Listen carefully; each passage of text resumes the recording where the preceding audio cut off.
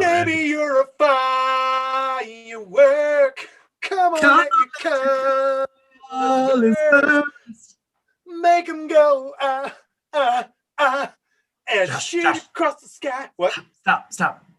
Oh, hey, everyone. No, it's not that. It's actually just that you were doing it too well. Oh. They were going to pick up that you were doing the song and call us out. The algorithm was going to get us. Anyway, motherfuckers. Hello, everybody. Welcome to the Black Tower. Was it awkward?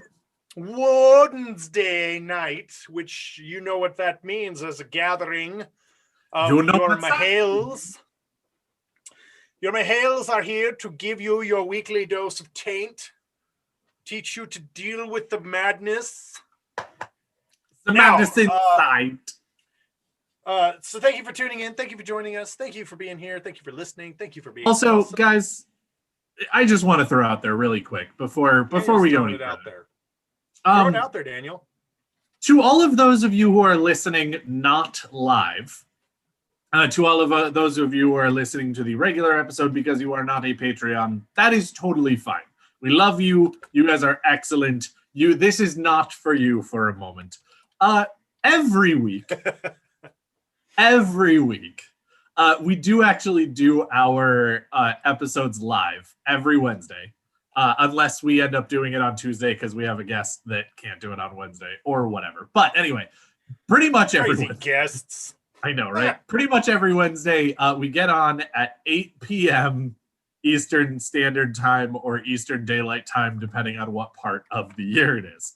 However, we are on what we are now, thanks to Sexy Morshadi, calling Black Tower Standard Time, which means that 8 p.m. Eastern Standard Time is actually 8:05 to 8:10. So thank you guys for always being patient. We know that you always give us shit and we love it. And we don't do it on purpose so that you'll give us shit. But we do still appreciate that all of you stick around for 5 or 10 minutes while we figure out. Mahale is never late, nor is he early. He arrives precisely when he means to. Because you guys are lovely, and we do thoroughly enjoy that you guys are here to listen to this live and to enjoy being with us and taking part in our discussions and things like that. So thank you guys, seriously, the live listeners. You guys are super fun, and thank you for your patience. Today was actually one of the worst ones. I think we were actually 10 minutes late. Which is not actually that usual, but still. But anyway, did you know that the Black Tower Podcast has its very own website? No? Well, then make sure you head on over to www.blacktowerpod.com for even more Black Tower Podcast tainty goodness. On our site, you can find all of our social media links conveniently located towards the bottom left if you're on a computer. There are links to the Facebook page, our Twitter, our YouTube, and our Instagram. So you can keep up to date with us by finding all of our social media there. Also on our website, you can find a link to the forums that we have, where we have all kinds of discussions and, as Morshadi has done plenty of times, run naked through the forums. No worries, there's no pictures. We turned off the cameras for that. You can find links to Black Tower Podcast merch, both on New Creations by Jen and from Spreadshirt, where you can find any of our designs that we've ever put out, and you can go and get yourself whatever kind of merchandise you want, be it shirts, glasses, aprons for cooking, bags, hats, buttons, anything that you want, you can find in between the two merch shops that we have. The website also has a very quick and accessible link for our Discord, where you can come and join all of the fantastic tainty discussions that we have in our Discord server. We do have sections for spoiler and non-spoiler content, so you can come and enjoy something for you if you have finished a series, or something for you if you haven't finished a series. Another key feature is our Dragonsworn on demand section, where you can automatically see the most recent 5 videos from our YouTube that will play on an automatic playlist for you on the website, a quick button to get to our YouTube there as well, and you can just listen to the most recent 5 episodes that we have posted on Podbean. If you're curious about events and things we have coming up, we also have the Black Tower calendar where you can go and look and see when we generally do our live Patreon recordings, when our episodes go live, and any events and things that we have coming up that we can put on the calendar. A quick link to our Patreon where you can join and get access to all kinds of different content, including pre-recordings, and depending on the tier, early access to episodes, shout outs, all that kind of fun stuff. And of course, we will update the Patreon whenever we do have the updates ready to go live. We are still working on that. That is coming as of right now. Make sure you head on over to our website where you can literally get access to anything that we have and we put out. We actually have a lot of stupid cool stuff coming for the Patreon that is basically here. We are not quite ready to announce it yet because we don't have quite all of this stuff yet, but get excited. Some of the things that are already part of the Patreon, none of the benefits are changing, but some of the names are. We're also adding a number of benefit tiers. A lot of the stuff is really cool, so please look out for that. And if you are not currently a Patreon, definitely go look at it. Again, pretty soon here, no later than the end of April, we'll actually have this stuff going. And so you'll be able to check out the new Patreon stuff. If you are a current Patreon, there are some benefits that are going to be added for certain people. So get excited about that. And please, please, please think about joining the Patreon. It means so much to us to get your support, to receive the knowledge that you guys are happy with what we're doing. You'll get to listen to live episodes. You'll get access to episodes early. There's a lot of really cool things going on our Patreon, and it would mean the world to us if you would at least go over and take a look at what we're doing and think about joining up. And even if you don't, let us know if there's some feedback about what could make you join, what you'd be interested in, or, what's there that you don't like, because we cannot learn if we don't have information, and we'd love to hear from you guys as far as feedback from all of it. And that goes not just for Patreon. I will open this up to other stuff as well. We love feedback, period. We've gotten a couple of bad reviews that are just, you guys suck, which is super unhelpful. We know we suck. That's kind of our shtick. So if you could just be a little bit more specific about how we suck so that we can fix it, that'd be great. Anyway, Josh, you were saying fun things, and I interrupted for... Oh, Daniel, he's all business. It's okay. Business. I'm business, baby. Business. You just so money. She's a busy businesswoman who only cares about business. We're here. He's March Madness. She's Merrill Lynch. Oh, man. We are, because it's the Black Tower. We're here. It's the Black Tower podcast. We're recording, and we're going to talk about something that is going to be super awesome tonight. I am super excited about it because it's a topic and or thing and or person that I am super passionate about, and which is why I'm here on the show. So, but before we do that, Daniel, would you like to roll on a little protection? Yeah, I unfortunately do not have access at the moment to our spoiler warnings that have been so lovingly crafted and given to us by our lovely friends and neighbors. But we're going to do this old school. We're going to do this the way we used to before we were gifted such wonderful spoiler condoms. And everybody just go ahead and pull out your wallet or your purse, wherever it is that you keep your spoiler condom. I know that I keep mine in my wallet. It's like 3 years expired at this point. I love the pantomime here. This is great. So go ahead and make sure you pull it out. Mine is extra small because it doubles. It's a spoiler condom and also a cock ring. So we're good. It makes my Black Tower stronger. That was more information than I ever needed. Have you never tried that? Nope.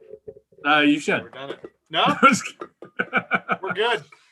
All right, guys. So what you're gonna do, take it out. Go ahead and open it up. Be a little bit careful because you don't want to rip your actual condom. You just want to go ahead and do the wrapper. So go ahead and make sure that you open it up. You want to pull out the innards. The innards are what's important. He's gonna be a minute. You can go ahead and throw this part away. This part is not useful to you anymore. It is done with. So just toss that in the wastebasket. And then you want to go ahead and take this and just put it right. Just pinch the tip. Make sure that there's a little bit of space. And then you want to put it on the tip of your first book, just right on the eye of the world. And then make sure that it's facing the right direction, because if not, this next part's going to be really hard. Just place it onto the eye of the world, and then you want to just roll it down. Roll it down. You want to get the Great Hunt, the Dragon Reborn, the Shadow Rising, Is it Fires bad that of the Heaven. tip is the eye of the world? No, it's your one-eyed monster.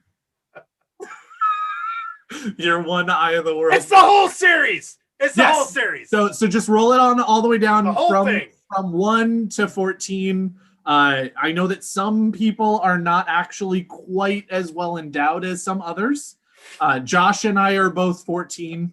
Actually, we're technically 15. Andrew is 14. Many of our listeners are also 15. But if you're looking at more like a 6 or a 7, please do not feel like we're judging you. That's awesome. That's actually average. We're happy you're here. We're super happy you're here, but also get the fuck out, because this is going to have spoilers from everything. It's going to have spoilers from all 15 books. So if you're only 6 or 7, tonight's episode is not for you. Come back when you've grown. Right now you're a little bit of a shower. We need you to be more of a grower. Once you're at 15, actually, you don't even need to be at 15. As long as you're at 14, you can stay here if you want. Oh yeah, that's also true. Will be spoiled. Yes, this is a free podcast. Because it's not even necessarily a free country, because we don't know what country you're in. But this is a free podcast where you are allowed to make your own decisions. We give you the information. You then do with it what you'd like. So if you are only at like 3 or 4, do not worry. No one is judging. We're all happy to see you. If you don't care about finding out about characters that have things happen way later on in later inches, that's fine. Just you do you, boo-boo. But know that you will find out information about certain characters that happens in inch 13 that you are not on yet. So there you go. Condoms on. You have spoiler ready. You've been warned. Spoilers come with side effects. Don't call us about them, because here be spoilers, Matty. Anyway, now that I've done the longest spoiler warning we've ever longest done and most in-depth spoiler. Didn't you tell the people that they had to like keep it under like 30 seconds, and then you're over here 10 minutes later? I didn't say that they had to keep it under 30 seconds. You did. I'm pretty sure you said that. No. I'm pretty sure. I would not have said that. I love tonight is part 2 in our new series. Gave us a 3.5 minute spoiler warning, and I am here for it every time. It's true. And he did That's a not great true. job. He didn't actually give us 3.5 minutes, but it's long. It was 10 and minutes, I love and it. we cut it down. We had yes. To. It's just one day we'll release the Malkiri cut. The 4 hours and 1 minute long spoiler warning. Tonight is a very special night. Tonight is part 2 of our new series we like to call Background Breakdown.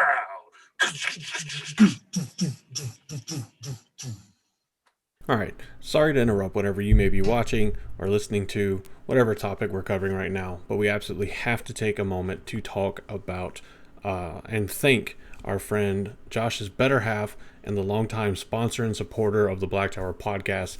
Of course, this is the Crystal Barista. Whether you seek crystals and minerals and the like for their cleansing, healing, and positive vibes, or you just enjoy them and think they look pretty neat, you can find anything you could possibly want with crystals and minerals here at crystalbarista.com. With everything from individual pieces that can be ordered to monthly subscription boxes, there is something here for absolutely everyone, for every occasion, for whatever you could possibly want. There's no way you can't find something that you would like in her store.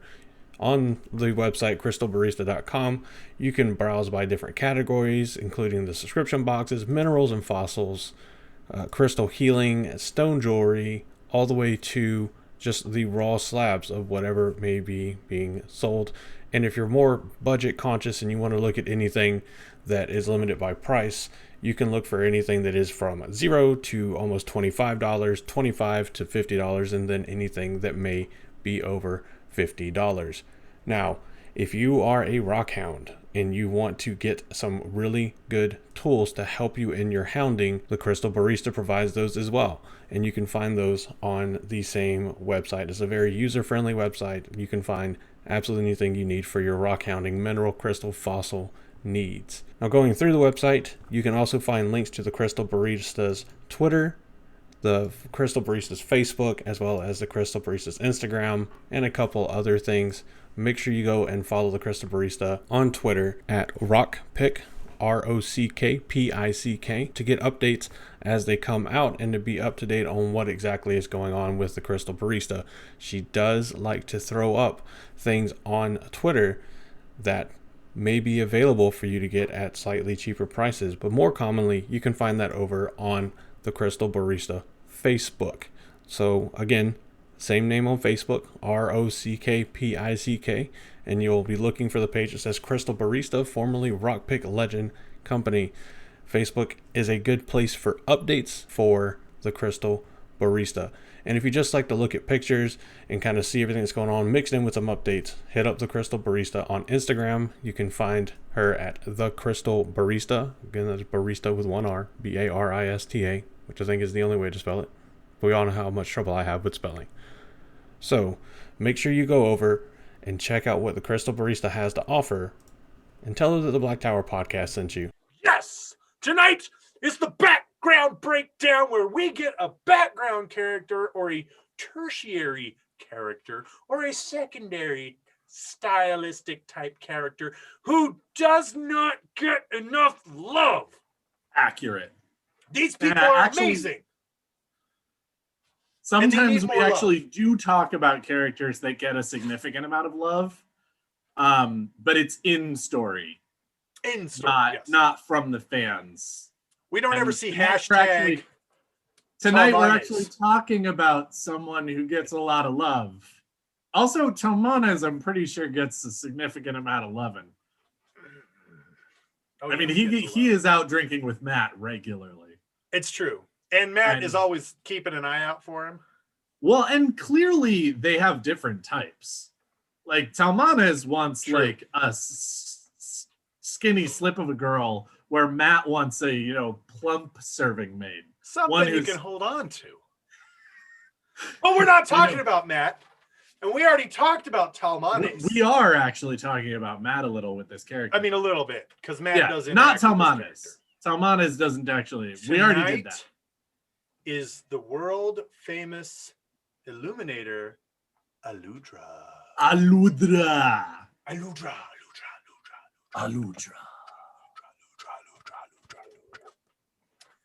Yes, Aludra. You all know her as the Illuminator.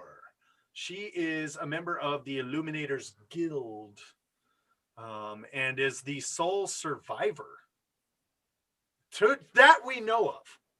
Yes. That I feel like there are other Illuminators. Oh, there are. But because there are other chapters of Illuminators. Oh yeah. But she's the sole survivor all over the chapter. world. Yes, which do you remember where it is? Where her chapter once was. Oh, do you know what? We need to address something really quick, and I feel terrible. Andrew, your Bijan Mahale is out on assignment. Oh, fuck yeah. Dude, we didn't even introduce ourselves. That's why we didn't introduce ourselves. That's why we totally skipped over that. We're so good. You guys at don't this. even know who we are anymore. Ha. Speaking of which, let's do that now. Let's get into it. I'm Josh, your Soravan Mahale. I'm Daniel, your Amin Khan Mahale. And as Josh was just saying, unfortunately, spring is in the air. And along with spring being in the air, so is it's also pollen. in Andrew's face. Yes. And unfortunately, he is feeling very under the weather because of he is definitely significantly sure that it is allergies. So we told him to take some Benadryl, but unfortunately, you can't do a podcast when you're unconscious. I mean, you also can't cough while you're unconscious. It's just not very entertaining. So unfortunately, he is off on assignment in Tanchico, where the pollen is rampant. Yeah, that. He's fighting Sean Chan, also known as Seeds. Yeah. So we first meet Aludra in The Great Hunt. Correct. Right? And Rand they're in Kyrian. Eridamont. No, I thought it was Kyrian.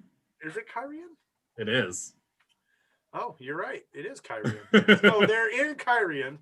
Yes. And Rand is like, I'm gonna Loyal and Huron and Rand are all in Kyrian after having found and lost the so frustrating. Right? The Horn of Valir. I let it slip through my fingers. And then they're running from Trollocs. King of the Rock. They're hiding from Trollocs, right? Because there's Trollocs prowling around looking for. And Rand's like, I'm jumping this fence. Come on, guys. And Huron's like, no. Actually, at that point, it's just Rand and Loyal. Huron's actually not with them. Huron is with them in this journey, but he's not actually in this particular part of it. It is just Rand and Loyal, because they have actually gone to the outskirts of Carrion to the Foregate. That's right. To entertain themselves, if you will, and to do whatever. And actually, not just to entertain themselves, they also... Oh, wait, no, they haven't lost the Horn of Valir yet. This is before they lose it. They still have it in the inn, because this is after their meeting with Tom. They've gone to the Foregate and they've met Tom again. Oh, that's right. I can't come see you until later. And so they go off on this other thing, get cut off by a number of Trollocs who are prowling the area, and find themselves at the wall of the Illuminators chapter, which is a super secret, like, y'all can't come in if you're not Illuminators, motherfuckers. Think of a Wheel of Time Fort Knox. Basically. And of course, because they're not going to go in there, right? We can just go in there. Yeah, it's Shedar Lagoth, right? Yeah. But you know who joins them once they're inside, which is another wonderful little piece of who the fuck is this person?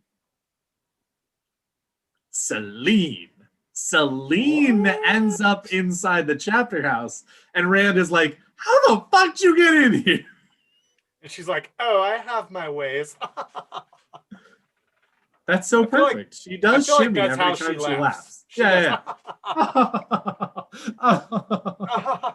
Giving her ample bosom a nice shimmy. So Rand cooks up the idea that if he blows up one of these fireworks, it'll distract the Trollocs. Which, fun fact... No, that's not true. It's Matt gets the firework later on and learns a little bit how it works when he's with Tom. Yeah. That's not when he's with Rand. Sorry, you're right. For some reason, I was thinking that it was when Rand and Matt were together when he had the dagger, but it's definitely not. It's very much not. So Selene kind of plants the idea in his head that, hey, these are fireworks. You know, you could light one off. Then the Trollocs would be distracted and you could make your escape.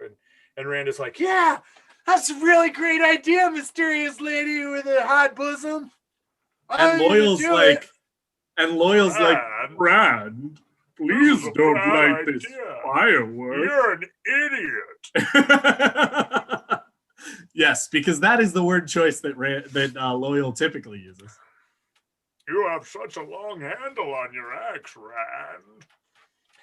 That was a different change. Loyal, shut up! You have the longest handle of anyone's axe, you dick. The only person who has a longer handle is fucking is fucking Elder Hammond. So Rand lights off the firework, and he thinking, blows up half the chapter house. Oh shit! Did not know that was gonna happen. And Celine's like, well, actually, sorry. Real quick before this, Rand and Loyal, and I believe Celine, because I think she's with them at that point, overhear a conversation with the leader of the chapter house and Aludra, the subject of tonight's thing, about how tonight needs to go off without a hitch. If they fuck this up, the king of Kyrian is not going to be pleased. He has paid for a fireworks display, an illuminator display that is unparalleled in some ways. And so the Aludra is in charge of making this happen in some ways. She is the assistant manager, and all of the blame for this not going well is going to fall on her if it doesn't go well, because the manager is going to take no fucking flack. Oh yeah. So when Rand lights this off, he blows up half the chapter house, ruins the entire fireworks display, and Aludra is ostracized. Oh yeah. And not only does he like ruin the display, but he actually blows up the chapter house. People die. And it has the opposite effect. The Trollocs are like, hey, go over there. We're gonna get that guy. And so he's like, well, now we're double screwed. Yeah. And so they've got to they do use the chaos and confusion to get away. Yeah. Which is kind of always their plan, but at the same time it does not realize it doesn't go the way their plan intended, but they do also like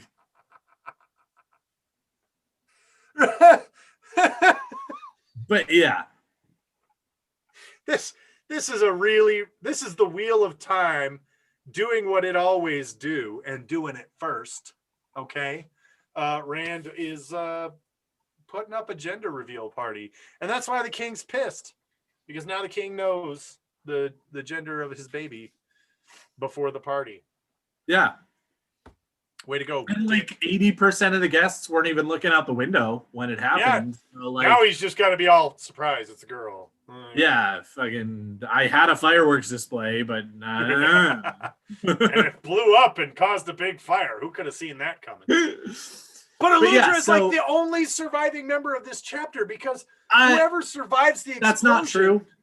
That's not true. I actually, now that I'm really thinking about it, they do actually say that there are a bunch of illuminators who come out to try and put out the fire. It does kill people. It does. But it's actually, there are a lot of survivors. She's just the one who's kicked out for this failure. And so the rest of them rebuild their chapter house. They just go ahead and like fix their shit up. But Aludra is the one who takes all of the flack for this stuff. Which then sparks the next scene that I was thinking about. We don't see Aludra for a while. She's gone, and to be fair, she does seem like a character who, like, she is named, but she also could just go off into the ether and like just not exist anymore. Yep. But instead, we go I want to say, is it an entire book, or is it just later on in that book? Let's see. Oh, well, so yeah, what happens is she crossed paths with Matt and Tom. Yes. And I don't remember whether I think it's book 3 that I think you're right. She crosses paths with Matt and Tom, and she is sleeping in a stable, and Matt and Tom go to sleep in that same stable. Yes. And they discover that she's there, and right about the time that they discover that she's there, a number of thugs come to do bad things to Aludra and take her stuff. She knows one trade. She's a master illuminator, and that's what she's done all her life. So she decides she's going to keep doing this. So she's doing it on the sly in some ways. Because you are not allowed to practice illumination if you are not part of a chapter. Exactly. But she's also like, I have one skill. I know how to do one thing. I do one thing, and I do it real well. So and as we all know, the Joker says, if you're good at something, never do it for free. Yeah, so she's selling fireworks. And like on the sly, on sort of like the black market. She's making them and selling them on a very small scale. And some men find out about it, and they're like, hey, those are really valuable. So we're going to go and do bad things to this woman and take her fireworks. It's actually the enforcers from her chapter house that are tracking her down. Oh, I didn't remember They're saying to her, you are not allowed to do this, and now we kill you.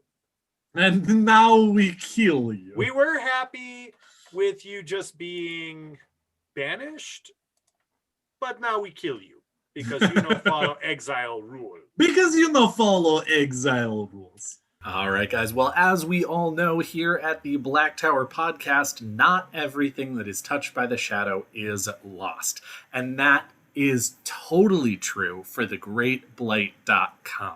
Now, Nablus and his team have done an amazing job of going ahead and putting this together, and it is possibly the greatest resource for those of us here in the Wheel of Time community. First off, you have this awesome homepage with posts from a bunch of your favorites. You can go and check out new things that you've never seen before, keep up to date on content creators that you already follow, and just go ahead and dip as many of your toes or your entire foot as you want into all of the different things that are going on.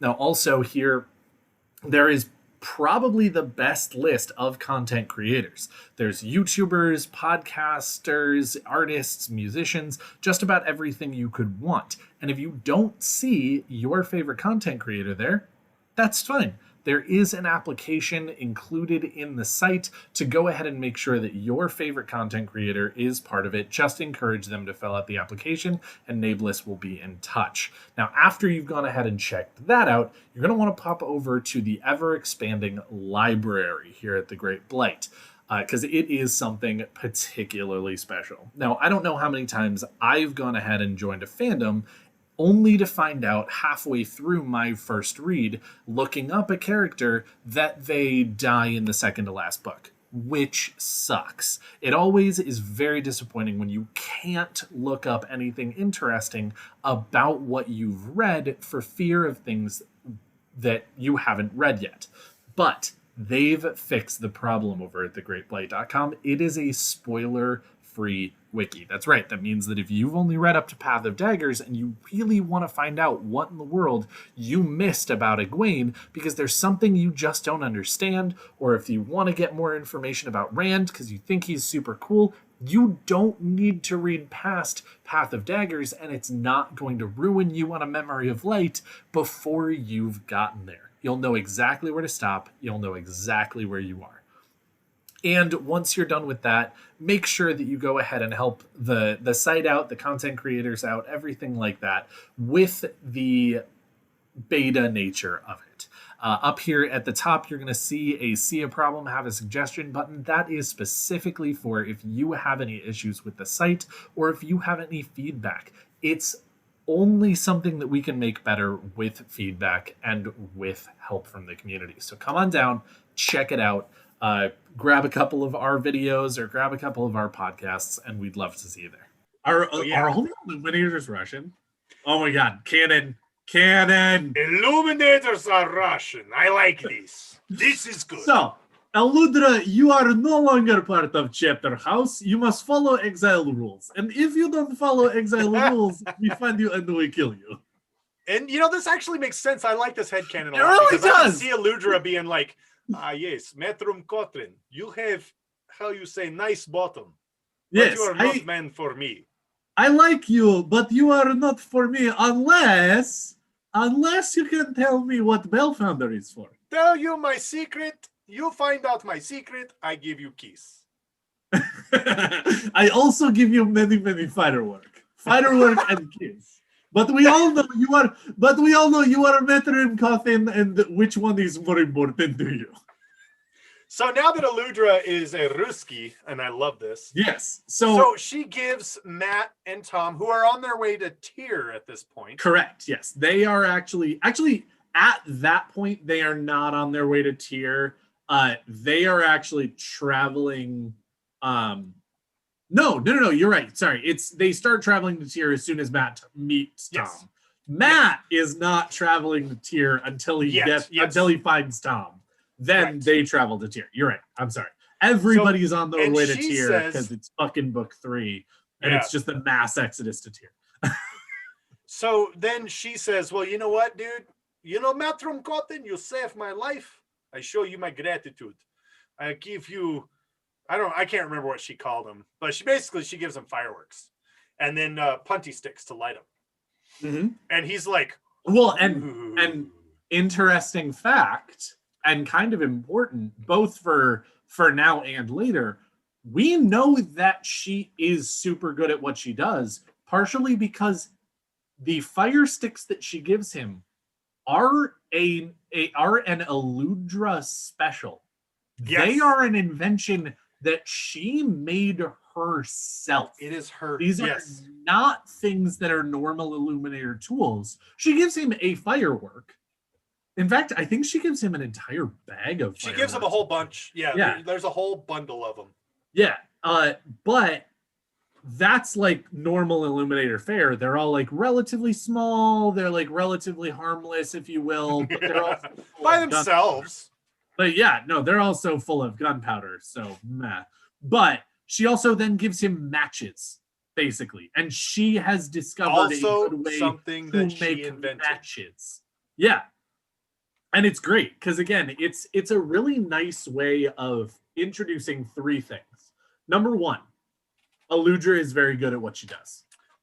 Number 2, Aludra is already innovative and willing to do it more.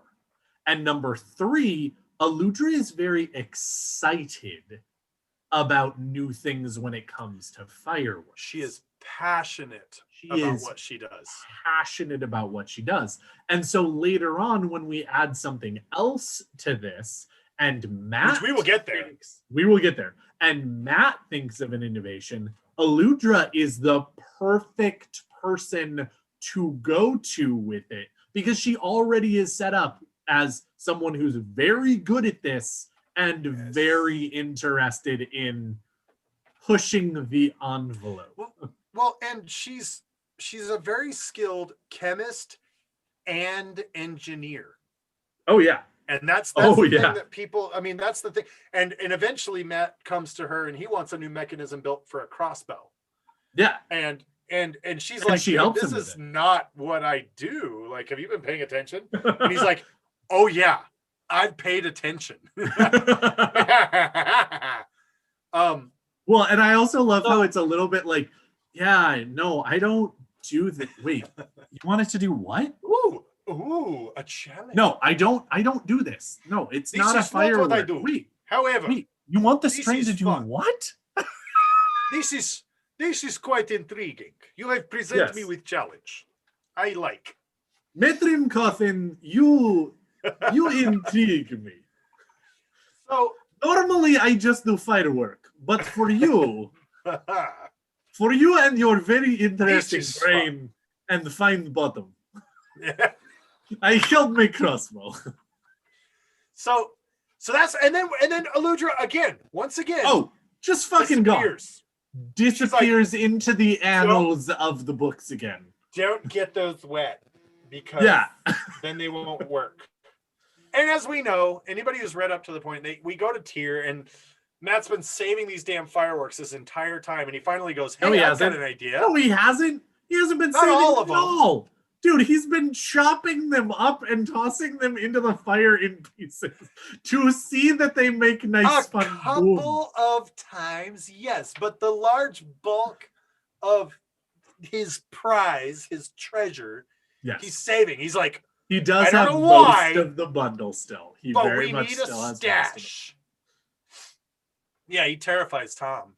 Tom's he's been scaring the shit out of the old man. I'll get you for this, which I think is a pure moment because Tom, with how knowledgeable and how wise he is still scared shitless of gunpowder.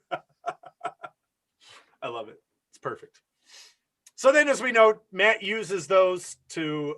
He thought he was going to make a nice little distraction in a certain. And he ends up blowing an entire fucking wall open. Blowing up a hole in the stone of Tyr. And he's like, "Dear Lord, I hope I never see that crazy woman again." Right? She nearly killed us. and then so we go through this is many times later. She shows up again, not with Matt. Matt is not the next character who sees her. The next characters who actually see her are Nynaeve and Elaine. Because by the next time that we see Aludra, she is now running around with Valen Luca and his traveling masterpiece of strange and wonderful sights. And she's just illuminating for him, basically. Yeah. She's building fireworks. She through a series of events, she gets away from the barn after she's given this strange boy with nice bottom some of her trade. She gets away. She meets man Valen Luca. Man is popping Jay, but he have good coin.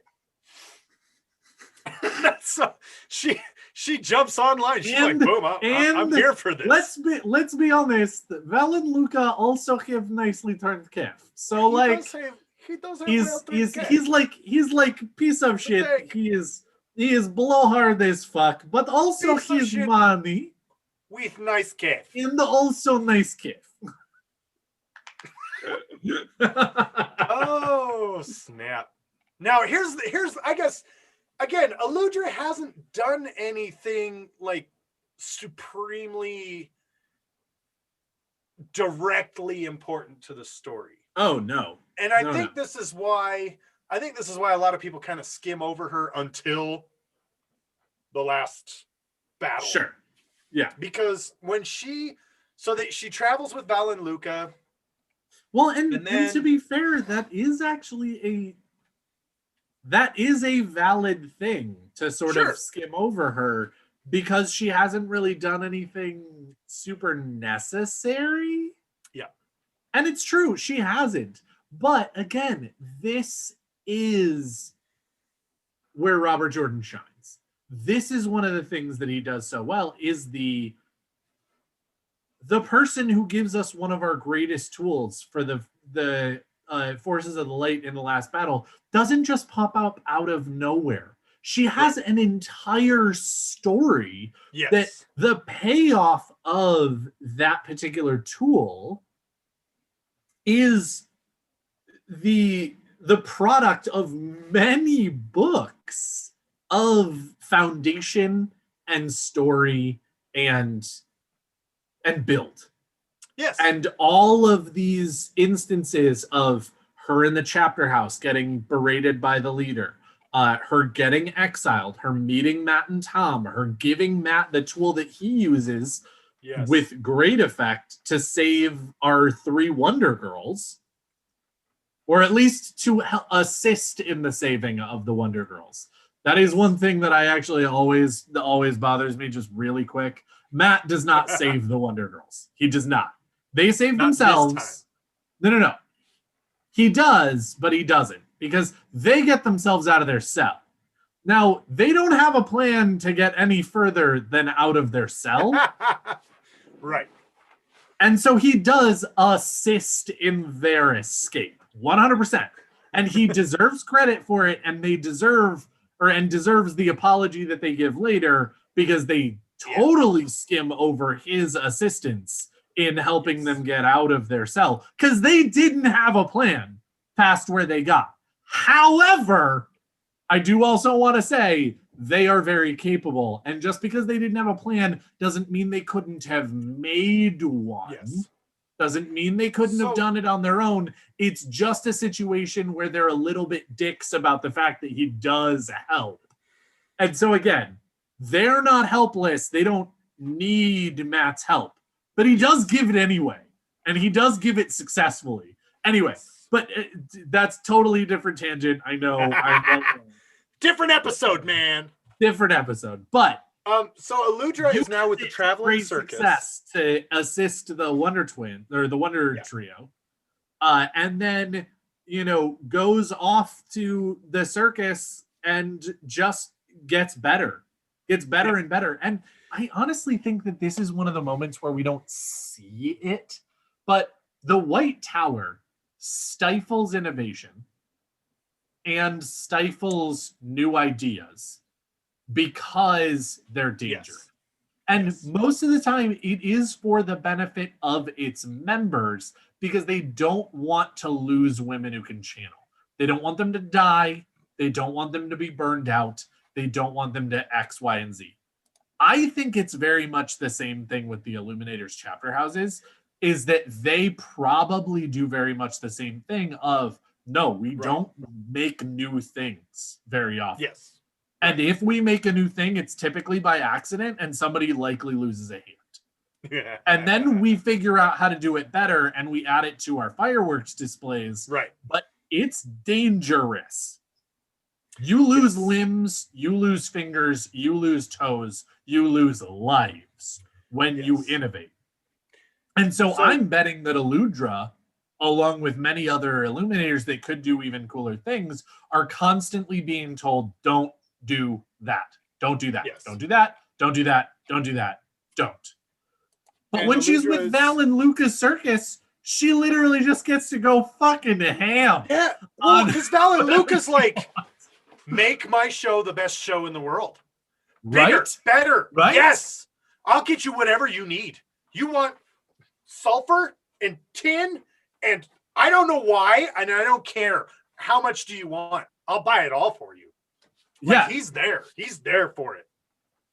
Oh, absolutely. And he is constantly encouraging And he stays out of her business. Aludra, He's not like, right? what are you doing? Go What are you doing? bigger, go better, go louder, go And I'll leave you the brighter. hell alone. And as long as you keep doing those things, I will get out of your way and buy you gunpowder. Right? And I love how, okay, so sorry, just an additional accent, if you will, in my head. Val and Luca is Italian, 100%.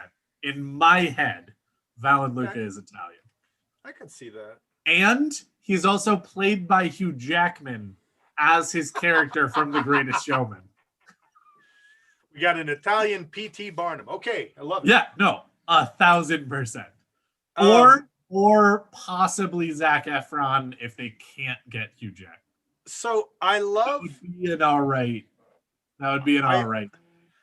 I love when we get here to this point, because we start to see something in Aludra that we have not previously seen.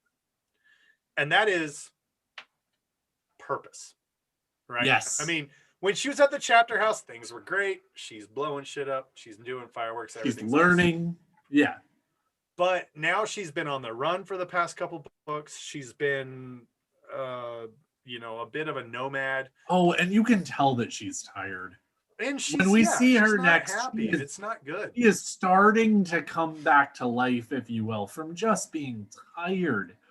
she only joins Val and Lucas circus for protection at first. Mm-hmm. But it turns into a very nice, especially because of, I mean, Nynaeve and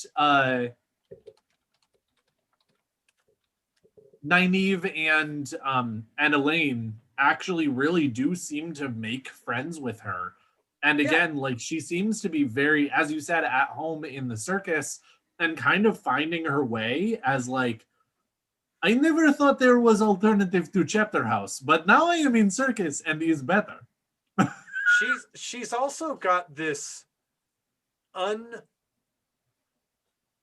unquenchable thirst to destroy the Shan-Chan. Oh yeah, she hates them because and we never even really find out quite why.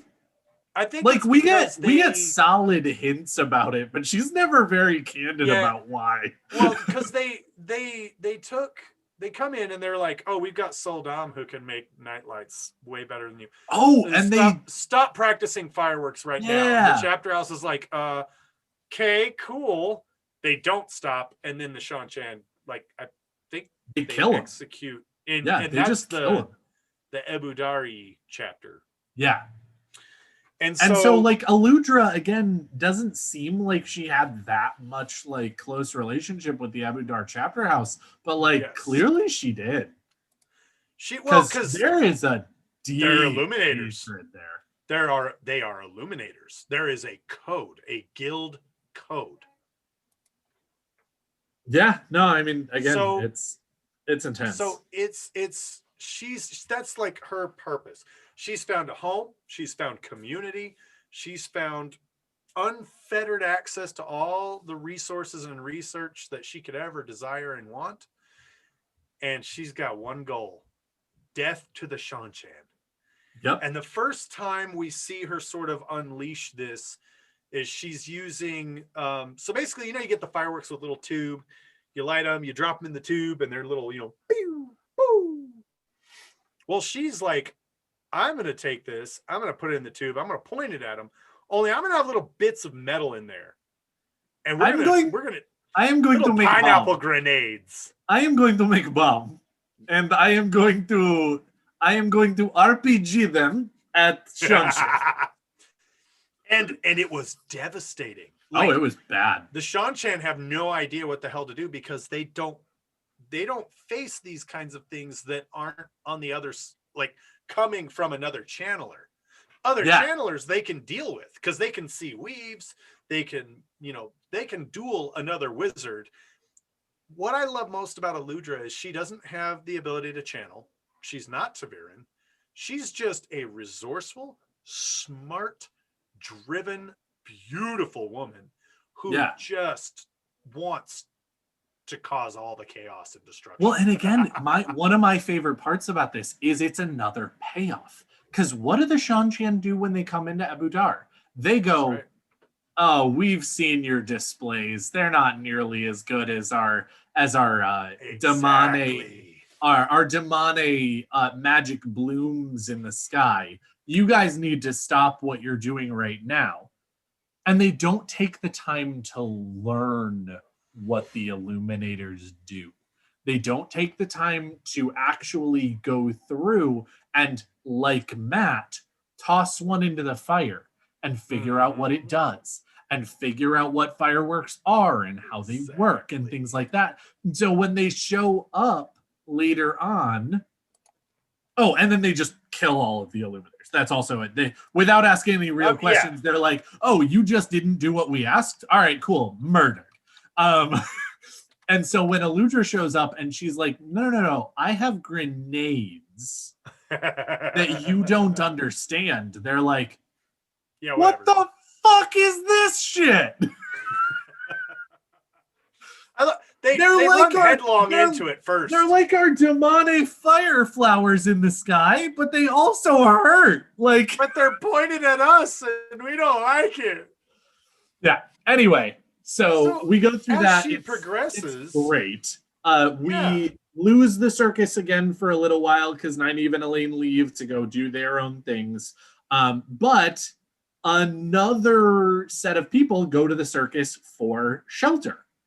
And so again, we end up at the circus at Valen Luca's masquerade of many things with Matt and Tuon. And a number of Aludra joins them. bunch of Aludra people. leaves. She starts traveling with Matt. She escapes the circus with them. Yes. When he leaves, Aludra goes with them because, again, he's got a nice butt. He has nice bottom. Also, he's smart and resourceful as well. I feel like Aludra very much feels a kindred spirit with Matt. And she also sees potential because Matt, more than anyone, is not afraid of her craft. And she's kind of relaxed away from some of the guild standards. Oh, yeah. Especially where she's looking to the future, where she's wanting to rebuild a chapter. Oh, yeah. She needs people like Matt who and fun fact, do that. The last character that we did as a background breakdown was Talmanes. And I feel like Aludra falls in with Matt in very similar fashion to Talmanes, as I see something in this guy. Yes. Now, I don't know whether Talmanes looks at him and goes, I mean, he has nice bottom, but but I imagine that it's probably true because, like, I've run around with dudes who have nice butts who I have no interest in as well. But you know, a nice butt's a nice butt. Hey, you can enjoy the art. Oh yeah, without taking it off the wall. Exactly, 100%. Museums are a thing. But yeah, so she starts traveling with Matt, and they, as you said, he brings her a blueprint for a crossbow that he's thinking about. He brings her a number of just ideas, if you will, of wacky things that he's come up with. That, you know, again, it does seem like, well, okay, twofold. I just want to throw out there that when Aludra and Matt are traveling together, before Matt really knows and sort of comes to terms with, in some ways, the fact that he is absolutely fated to be married to Tuon, he definitely sees himself as being happy with Aludra. Sure. He is chasing that hard. And like not like obnoxiously hard, but he is chasing it because he likes it. He likes what it is, and he's like, I can see myself, doing this. And it's a challenge. And she makes it a chase. And not an obnoxious chase. Again, it's not like she is just making chase for making chase. She actually wants to see what Matt's made of. Yeah. And Matt is happy to show her what he's made. Is where she gives him the riddle. Yeah. And she basically, it's almost like one of those, fine, I'll go on a date with you if you can tell me what I need a bell founder for. Yeah. And it's a nice little intellectual, like, back and forth between these two people. And he's like, what the hell would she need a bell founder for? He doesn't need a bell. Well, the funniest part is he's like, I don't even know what a bell founder really is. Like, first, I have to go find out what a bell founder is, because right now, all I can think of is Quasimodo, and I know that's wrong. Sanctuary! So he spends a lot of time trying to figure out this riddle while simultaneously also, regularly going to her with new ideas and new thoughts and new, things. And he even designs, not fully designs, but he definitely comes to her and says, hey, so fun fact. I don't know if you remember this, but a long time ago, you gave me a bag of fireworks. And when I put it in a windowsill and lit it on fire, her eyes are and blew up an entire section of the building. And she, of course, as you said, is just like, you did with my what? I'm surprised you didn't kill yourself, you dumbass. And you're still alive? You're the luckiest son of a bitch. You are the luckiest suka I've ever seen in my life. Bled, you did what with my fireworks? I did not know I was drinking with the devil. But yeah, so he says that, and then he goes, so I've been thinking, what if you which makes everybody in the room go, ooh.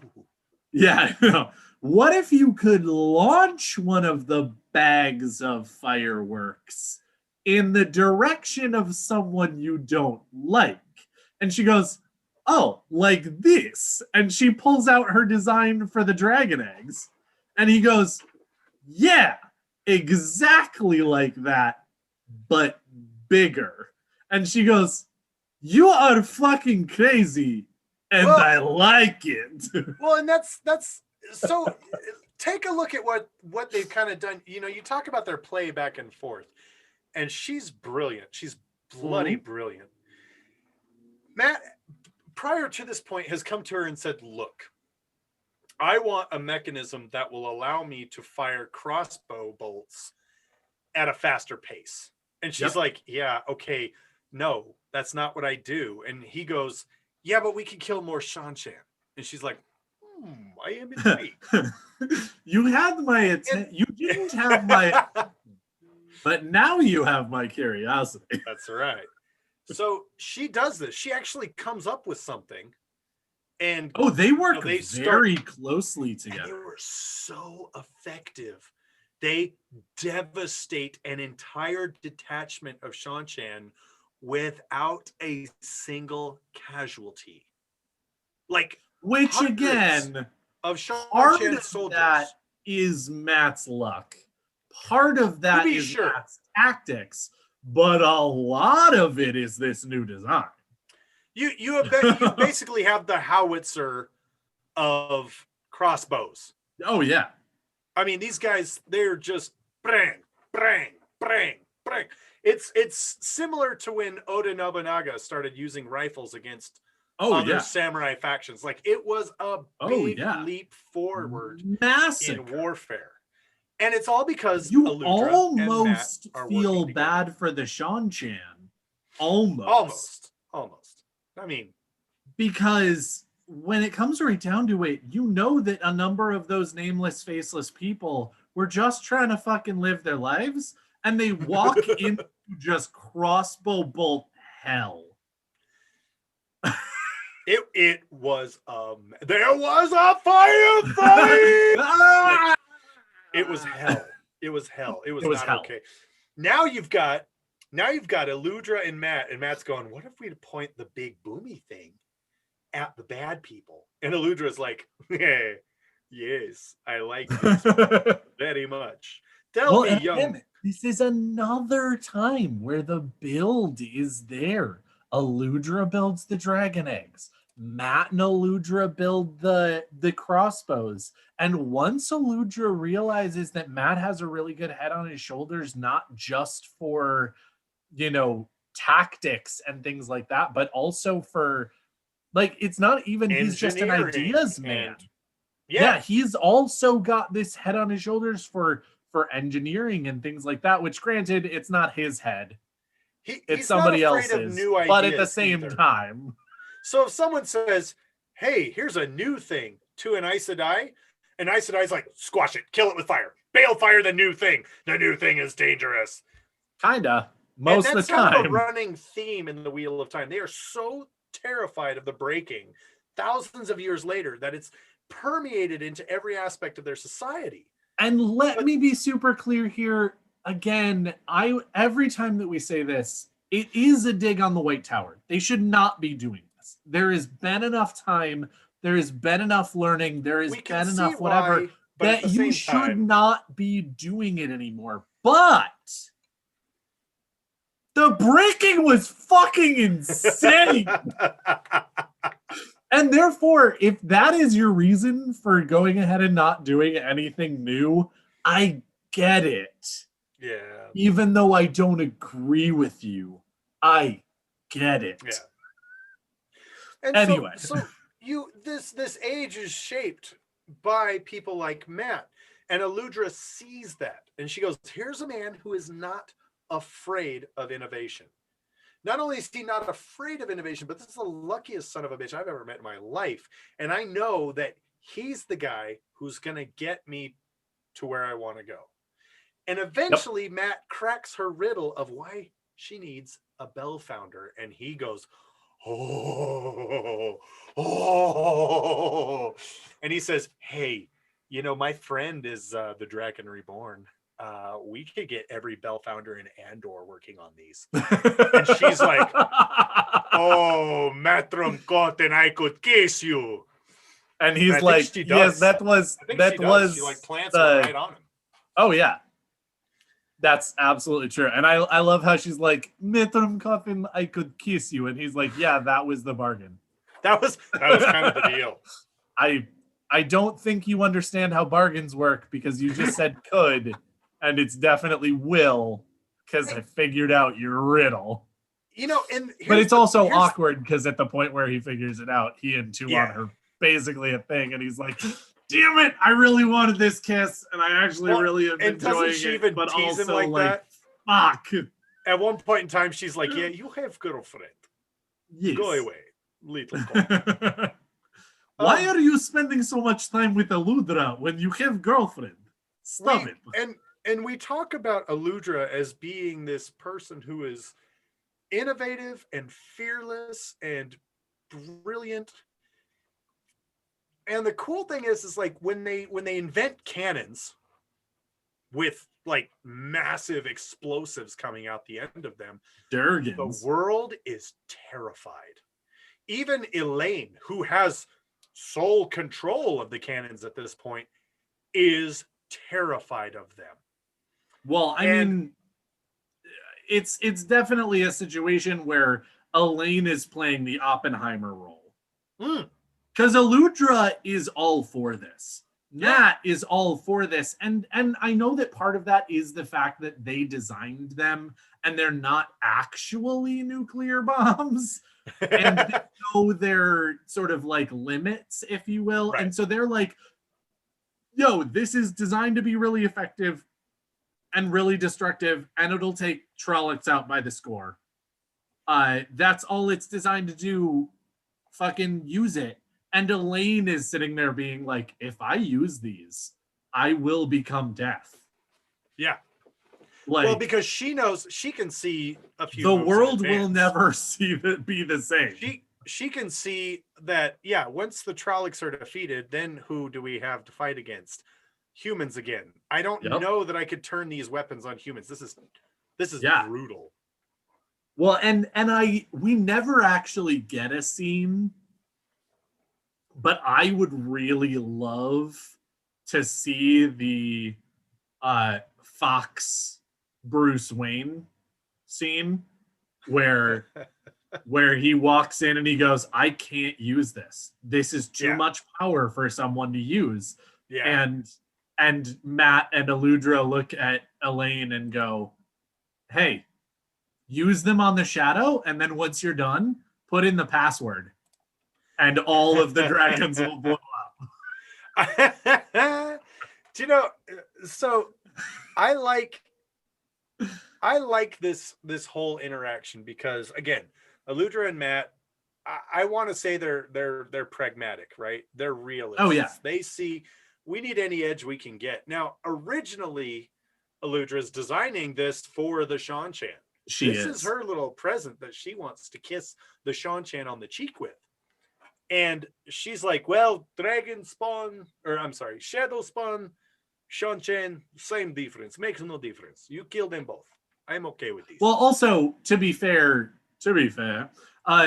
when she's running around after the chapter house is destroyed and she's in exile and she's running around with Val and Luca and things like that, until she actually comes together with Matt again and really starts to travel with him, the Seanchan are the biggest threat that she knows about. Because her, like many, many, many other people on the continent, know about Shadow Spawn, know that they're this sort of ethereal threat.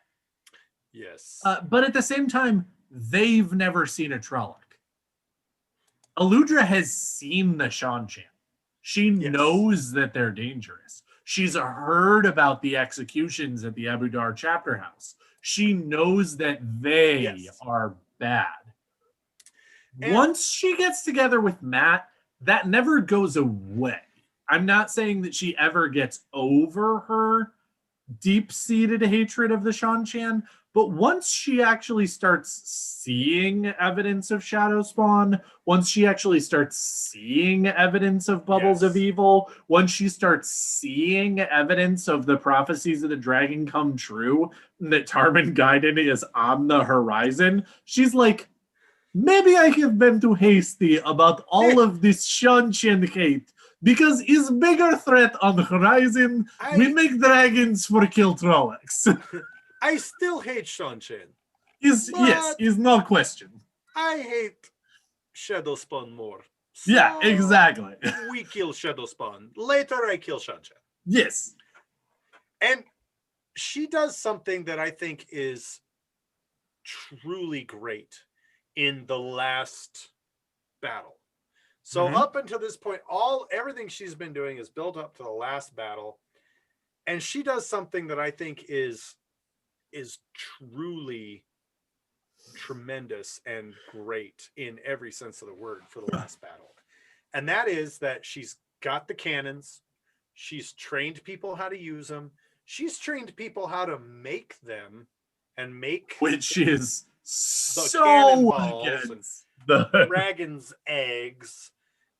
And once the shit hits the fan, when the Trollocs come, she stays with the cannoneers. She stays with the cannon teams. She stays with the cannons. Her dragons are her babies. And she's there with them. See? Fighting. Wheel of Time did dragons, eggs, and Mother of Dragons before Game of Thrones.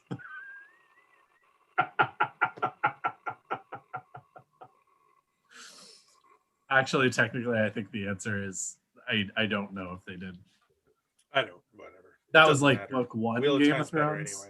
Anyway. I agree with you, but I love how I have to be honest about my criticisms. Otherwise, I'm no better than other people. And if I'm no better than other people, what am I? Fucking Jesus. Other people, apparently. Ugh. No, I just love, we gave so much credit to Talmanes for, in the darkest hours of the battle, ringing out and fighting. We've got to stand. We've got to fight and die trying. We cannot let the shadow win. Aludra doesn't get any motivational speeches. She doesn't get any amazing scenes. But who was the one who carted the cannons into the warehouse where they hid from the shadow spawn until the Red Hand could get there and secure the dragons and secret them away?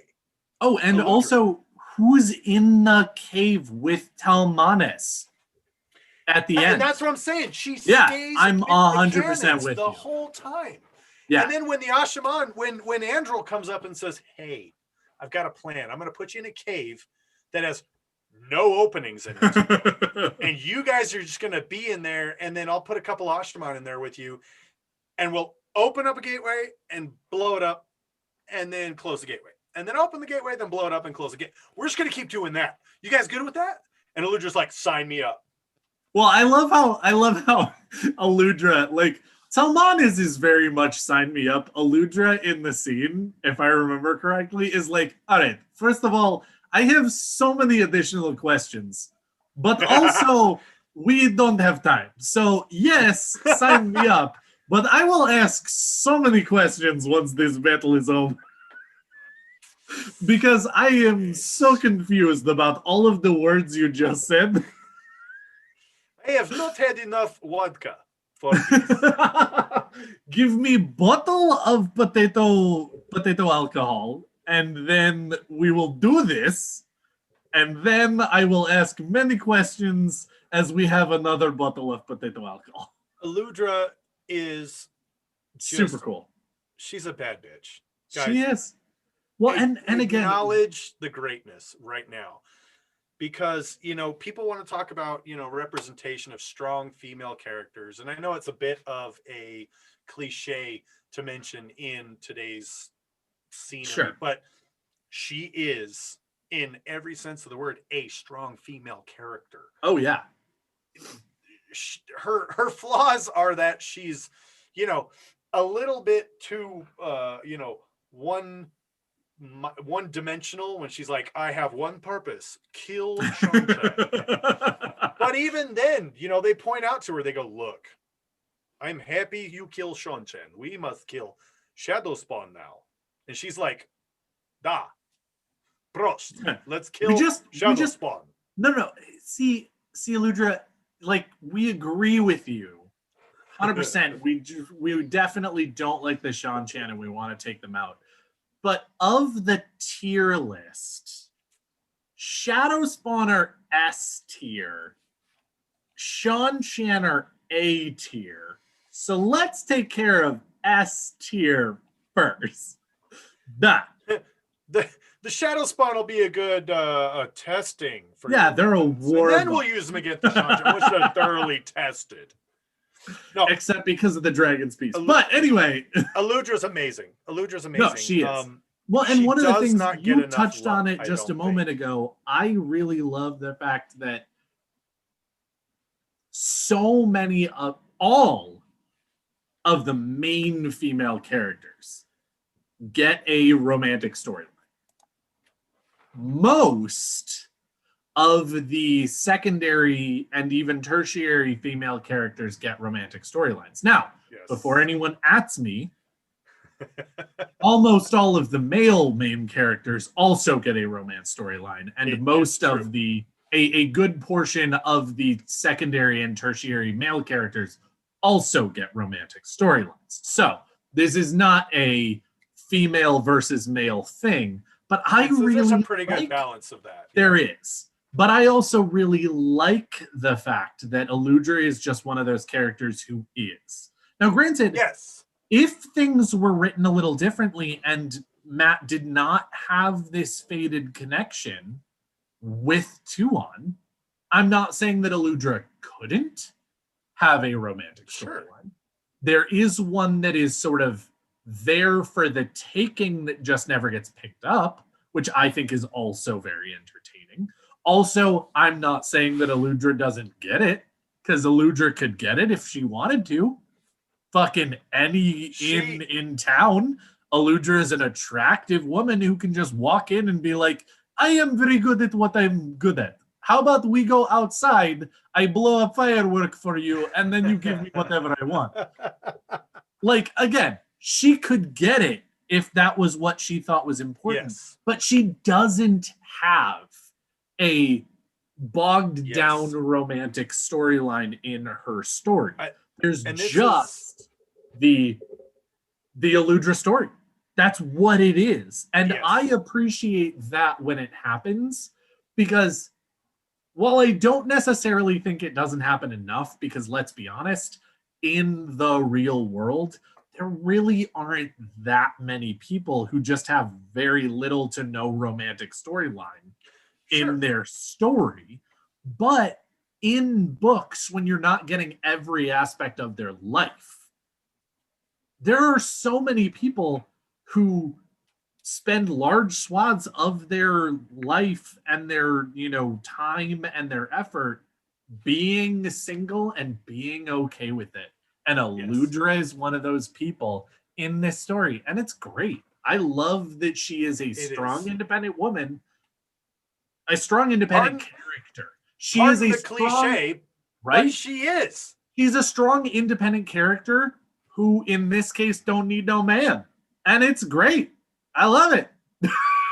She and Robert Jordan, especially, given the fact that he wrote this in the 90s, guys, 30 years ago. And granted, now when we get to the later parts of the stories, we're looking at 10, 15 years ago. Yeah. And Brandon taking over and writing. But even in those situations, they're extremely well written. And I'm really excited for characters like Aludra to see the light of day in Oh, yeah. mainstream pop culture.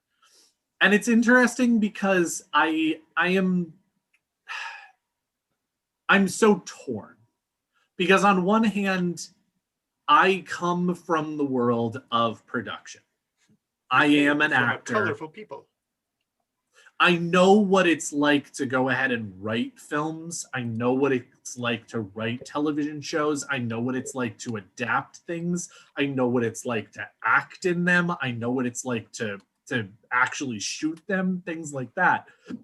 And tertiary characters, when you're talking about a book that has thousands of named characters, Aludra and Talmanes, all of our background breakdown people, are people who could be eliminated from the show, or people who could be rolled into other characters in the show, or that other characters could be rolled into them. And while I am very respectful of whatever Rafe chooses to do and what the writers and whatnot choose to do, I really want to see Talmanes and Aludra, and I really hope they don't just eliminate them. If Nalacian and Talmanes both become Talmanes and there's just no Nalacian, I'd be okay with that, even though it would make me sad. If Aludra and some other characters become the same character and it's just Aludra, I would be okay with that, because I know how much is happening in the meta of making the story. But at the same time, they're just so good, such good characters. It's true. That I just want them all, and especially Talmanes and Aludra, and I want them to be who they are in the story, and just who they are in the story. Yeah, I could not agree more. Everyone, thank you so much for tuning in. Thank you so much for listening. For segment 2 of our background breakdown, leave a comment below. Tell us what you think about Aludra. Shoot us a message on the Twitterverse. Shoot us a message on the Instaverse. Shoot us a message on our forum at blacktowerpod.com. Anywhere you want to. Facebook, Gmail. Send us a message. Tell us what you think about Aludra. Tell us how much you agree with how awesome she is, because we all know you think she's awesome. Also, let me be super clear here. We're not fishing for you to do our work for us. We already have other characters picked out. We kind of are. But if you want to leave a comment about who we should do next for the background breakdown, if you have a character that you love, that you think doesn't get enough love in the story, give us a line, send us a message, give us the understanding that you want to see this character done. Talk to us about what you want to see. But yeah, definitely, again, as Josh said, just real quick again, go to blacktowerpod.com. It's got all of our stuff, literally all of our stuff except one. You can find it all there to get all of that different stuff. Also, from there, make sure to go ahead and check out our Patreon. It's awesome. It's super fun. It's getting better, which is saying something, because I already think that it's not bad. So, whatever. Also, you can go ahead and support us if you want to go ahead and buy things from our Spreadshirt or New Creations by Jen. We have some designs on both of those. If you are not part of the Frosty Mug Society, get you one. Also, get yourself a Two River Sniper shot glass to go with it so that you can do Jaeger bombs. Take the shot. Awesome, right? Take a shot. Hashtag take the shot. Indeed. Two River Sniper.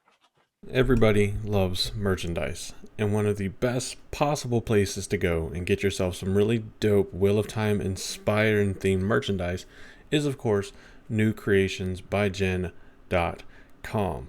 So whenever you go to newcreationsbyjen.com, whether you're looking for just Wheel of Time inspired stuff or not, you can find all kinds of really cool merchandise and goodie opportunities, all the way from gifts for your family, friends, significant others, whoever have you, newborns, children, toddlers, women, men, adults, anybody that wants anything, you can find something for them for sure on New Creations by Jen. Now, most of you listening are going to be looking for Wheel of Time stuff. And the easiest way to find it is to go to the catalog section on New Creations by Jen, where you can see the groups of stuff for us at Black Tower Podcasts, Malkir Talks, Talking Around Riyadh, Will Reads, The Will Weaves, and Weekly Will News. So you can find all of this stuff, and you can browse and look at all the different kinds of things that each content creator that is a part of New Creations by Jen's has taken and asked Jen and Rob to put up on the site. Obviously, we're going to use ours as an example so that you can go in and look at Black Tower Podcast stuff, because we are the Black Tower Podcast. So if you go on, you can get our Two Rivers Sniper shot glass as well as Two Rivers Sniper shirt. It's available on a red shirt. So you can go on and you can get our Frosty mug, which is one of the Frosty mug collectibles. Each Wheel of Time content creator that is on New Creations by Jen has a Frosty mug that you can go in and get for yourself. So after you get ours, make sure you get the others and get the entire set and join the Frosty Mug Society. Of course, there's more than just Frosty mugs and little shot glasses, and there's plenty of different kinds of shirts with different designs on them from all of the different content creators. Of course, you can find ours where you can get our logo in black and white on a shirt. I have one myself. It's fantastic and I love it. Jen and Rob do an amazing job of working with not only their customers, but the content creators that they help support with this amazing and very good quality merchandise. So if you have not head over to New Creations by Jen and gotten yourself something dope, make sure you go and do that. Again, it's newcreationsbyjen.com. But I think that's it. I mean, plugs are actually relatively easy at this point now that we've got a website. God, we should have done that earlier. Anyway, we love you all. We are so happy that you are here. Those listening live right now, you guys are fantastic. We love you so much.